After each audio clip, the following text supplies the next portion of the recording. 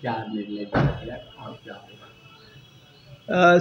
प्राथमिकता तो देखिए यह है कि हम किस प्रकार निर्धारित समय के अनुसार कार्य को पूर्ण करें। उसकी जो समीक्षा की गई तो श्रमिकों की कमी मुख्य रूप से सामने आई। आपूर्ति में कोई कठिनाई नहीं है। जैसे आपको उदाहरण लेकर समझाऊं कि परकोटा में निर्माण कार्य में जहां लगभग 1 किलोमीटर की परिक्रमा है और 6 मंदिर होंगे उसमें, तो उनमें लगभग 8.5 लाख क्यूबिक फीट बंसी पहाड़पुर पत्थर की आवश्यकता है। पत्थर लगभग आ गया, क्रय कर लिया गया, लेकिन आवश्यकता से जो श्रमिक हैं वो लगभग 200 श्रमिक की संख्या कम है। इस कारण से जो हमने लक्ष्य रखा था कि जून 2025 में सभी निर्माण कार्य जितना है, जिसमें ऑडिटोरियम वगैरह सभी सम्मिलित करके मैं चर्चा कर रहा हूँ, ऐसा लगता है कि हम इसे पूर्ण करने में 3 माह और लेंगे। निर्णय आपको पता ही है कि सभी कार्यों पे शुरू हो गया है। कल जैसा मैंने आपसे चर्चा की थी कि श्रद्धालुओं के लिए जो जूते चप्पल छोड़ने की एक बड़ी व्यवस्था करनी थी, उसका स्थान चयनित कर लिया गया है और उस पर निर्माण कार्य इस सप्ताह से शुरू कर दिया जाएगा। जो मूर्तिकार हैं उन्होंने यह आश्वासन दिया है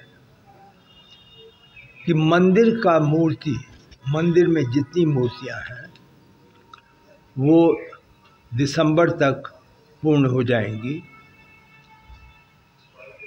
इसी प्रकार जो मूर्तियां आनी हैं, जिनका मुख्य रूप से निर्माण जो है वो जयपुर में किया जा रहा है, वो सभी मूर्तियां, जिसमें भगवान राम दरबार की मूर्ति है, जिसमें कि 7 मंदिरों की मूर्ति है, जिसमें परकोटा के 6 मंदिरों की मूर्ति है, ये सभी मूर्तियां दिसंबर के अंत तक आ जाएंगी और न्यास निर्णय करेगा कि इन मूर्तियों की स्थापना संबंधित जो सुनिश्चित स्थान है, पूर्व निर्धारित स्थान है, उस पर किस प्रकार से किया जाए।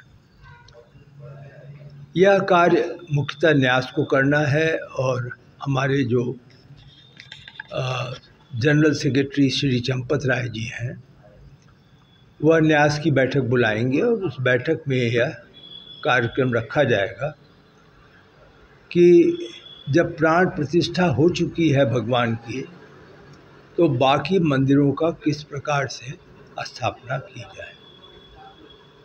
इसी के साथ जो 2 भगवान राम की मूर्तियां हैं, जिसे न्यास ने स्वीकार कर लिया है,